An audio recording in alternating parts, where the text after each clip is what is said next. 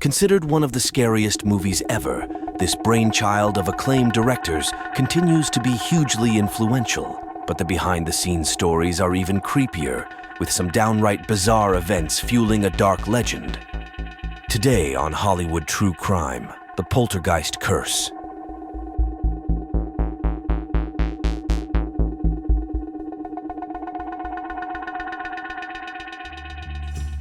Steven Spielberg, known for his heartwarming and optimistic films, surprisingly had a childhood fascination with horror. He was a master prankster, always scheming to scare his sisters. Once, he'd draw creepy monsters on the chalkboard right before bedtime. Another time, he'd stick wet toilet paper to his face, pretending to rip off his own skin. He was relentless in his quest to terrify them. Sure, they'd scream, but Spielberg noticed something interesting. They secretly loved the thrill. By the early 1980s, he was already a filmmaking powerhouse when he penned the script for Poltergeist. The title referred to a paranormal phenomenon caused by invisible forces. Spielberg envisioned another success, but not the horror that was looming. MGM bought the Poltergeist treatment, but that's where the first problems hit. Spielberg had already signed with Universal Pictures to direct E.T. the Extraterrestrial and couldn't direct for a rival studio. Instead of directing, the deal allowed Spielberg to produce Poltergeist. He needed to find a director, and he quickly thought about Tobe Hooper.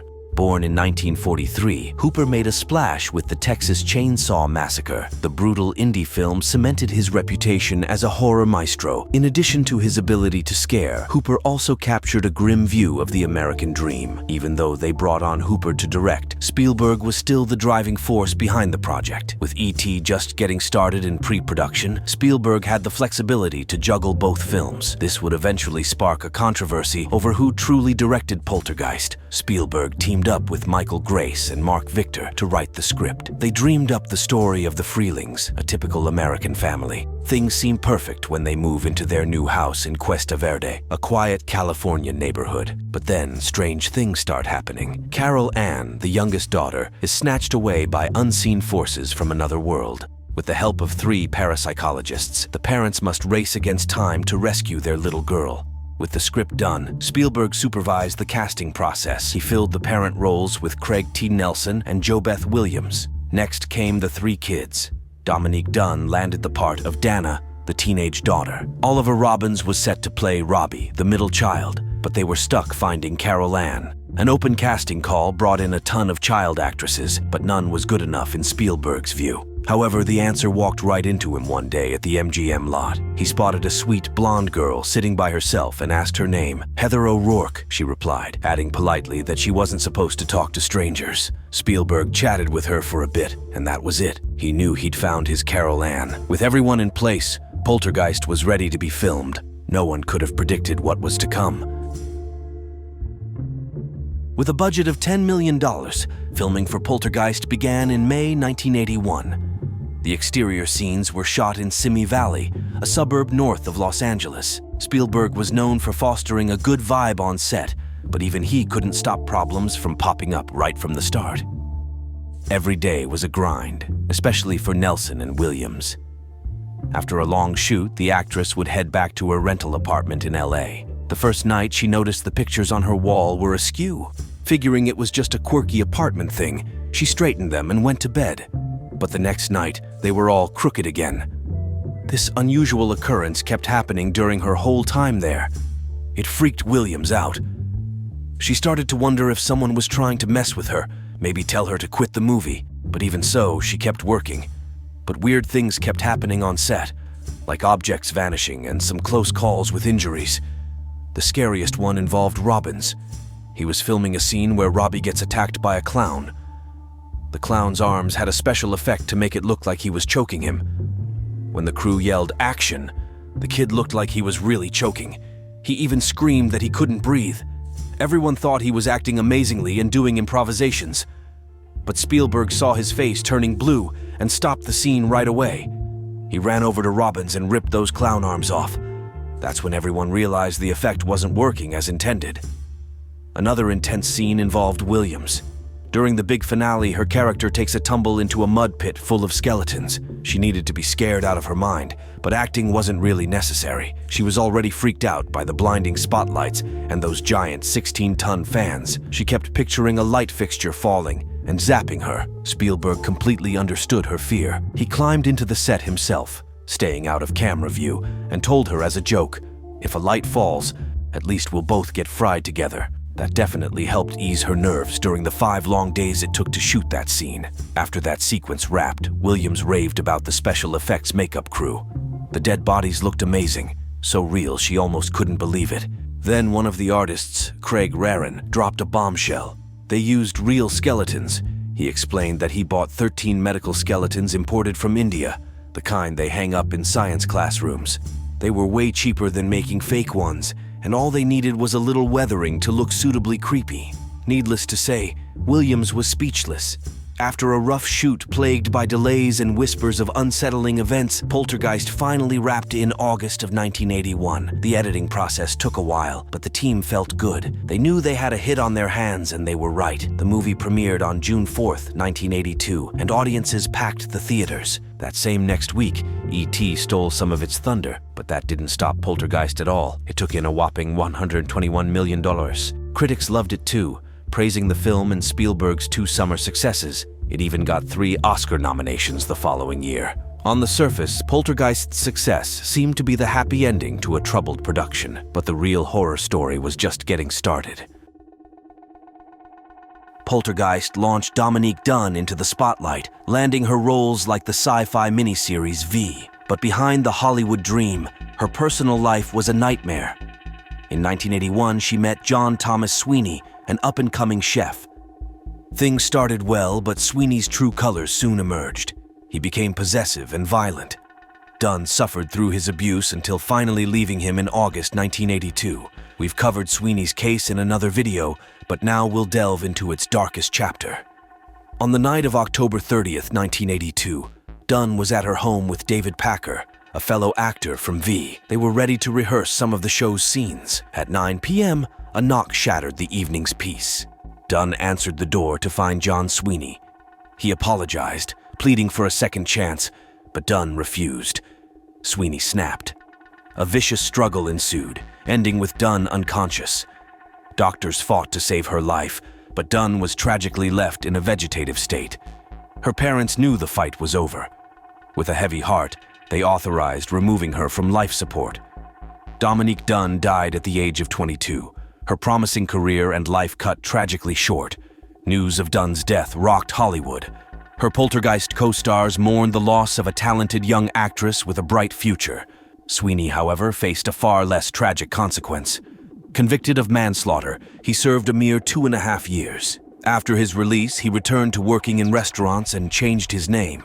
Dominique Dunne's murder sparked rumors of a poltergeist curse, fueled by the bizarre incidents that plagued the set. But was it just a tragic coincidence, or something more sinister? The alleged poltergeist curse was about to take a terrifying turn. With the phenomenal success of Poltergeist, the idea of a sequel was soon on the table. However, neither Steven Spielberg nor Tobe Hooper were interested. The project fell into the hands of Michael Grace and Mark Victor, who wrote and produced the sequel despite whispers of a curse. The director's chair was filled by British filmmaker Brian Gibson. Poltergeist 2, The Other Side, brought back the Freeling family, now residing in Arizona. However, their peaceful existence was shattered when they were once again confronted by a malevolent force from beyond the grave, a sinister entity with the power to shapeshift into a priest called Henry Kane. They cast Julian Beck, a respected indie theater actor with some screen credits. But director Brian Gibson was hesitant. Beck was terminally ill with stomach cancer. At their first meeting, Gibson asked why Beck would take on such a complex role. His answer was raw, financial security for his family, but more importantly, a chance to confront his own darkness by embodying pure evil. Julian Beck dove headfirst into Reverend Kane from the moment he saw the script and during the whole production. His dedication was unwavering throughout the shoot, even as his health visibly declined. He passed away just weeks after filming wrapped, on September 14, 1985. Poltergeist 2's tragedies weren't limited to Julie and Beck. Will Sampson, the Freeling's shamanic ally Taylor, also met a heartbreaking end. A deeply spiritual man, Sampson even blessed the set to ward off bad energies. But fate had other plans for Sampson. On June 3, 1987, he underwent a life-saving heart and lung transplant. Initially, he seemed on the mend. Sadly, complications arose during recovery, leading to fatal kidney failure. Despite the tragic deaths during production, Poltergeist 2 managed to find commercial success, grossing over $40 million worldwide against a production budget of $19 million. Reviews were mostly bad, but that didn't stop MGM from giving the green light to a third film. The Curse of Poltergeist, however, wasn't done. It was about to target its most shocking victim yet. Poltergeist 3 hit some snags right out of the gate. Craig T. Nelson and JoBeth Williams wouldn't be back for the sequel. The studio turned to director Gary Sherman, known for his work in horror. Their biggest concern, though, was securing the franchise's most recognizable face, Heather O'Rourke. Her chilling performance as Carol Ann had launched her into stardom, landing her roles in both movies and TV. While she was enthusiastic about returning for a third Poltergeist film, her mother and agent weren't so sure. After filming the sequel, the young actress started feeling under flu-like symptoms, and then swelling in her feet and legs. Her regular doctor couldn't figure what was happening to her, and neither could any other doctors they saw. Just before shooting Poltergeist 3, they found a specialist who apparently had an answer: Crohn's disease, an inflammatory bowel condition. Heather wasn't at her healthiest, but she still went to Chicago to film the movie. The role demanded a lot of physical energy, yet she never complained once. In fact, she brought her usual sunny disposition to the set. Even then, she needed medication. Despite everything, she believed she'd get better and had big dreams for the future. She wasn't about to be stuck playing Carol Ann forever and had her sights set on directing someday. On January 31st, 1988, Heather woke up in a terrible state. She was throwing up and had such bad stomach pain she couldn't even eat. The next morning, things got worse. She was having trouble breathing and then fainted. Paramedics raced her to the hospital, but on the way, her heart stopped and she lost consciousness. They were able to revive her and get her to the San Diego Children's Hospital. There, however, her condition worsened. She went into cardiac arrest during septic shock and passed away at the young age of 12. Later tests showed what truly caused Heather's death. It turned out to be a serious blockage in her intestines caused by a birth defect. Heartbroken and furious, her mother sued the doctors who treated her back then for malpractice. They had missed a condition Heather likely had since she was a baby. Heather's death hit the Poltergeist 3 production hard. Director Sherman wanted to shut things down out of respect for the actress and her family, but MGM pushed to finish the film. That meant rewriting the ending and using a body double for Heather's scenes. In the end, though, Poltergeist 3 bombed at the box office. Poltergeist never got any further sequels, but talk of the curse never died down. It fueled tons of newspaper articles over the years. The big question remained: how did this whole curse thing even start? The leading theory blames the real skeletons they used in the swimming pool scene. Messing with real bones supposedly angered some spirits. There's no way to prove it, of course, so the mystery lives on. Poltergeist tapped into its director's childhood fears, but it also felt strangely eerie from the start. Then came a series of strange accidents and deaths around the movie that sparked rumors of a curse. Whether real or just a coincidence, the whole thing became more unsettling than the film itself. Young, beautiful, and sensual, they appeared on the cover of a magazine that fascinated the world, but their lives were far from easy, and many met tragic fates.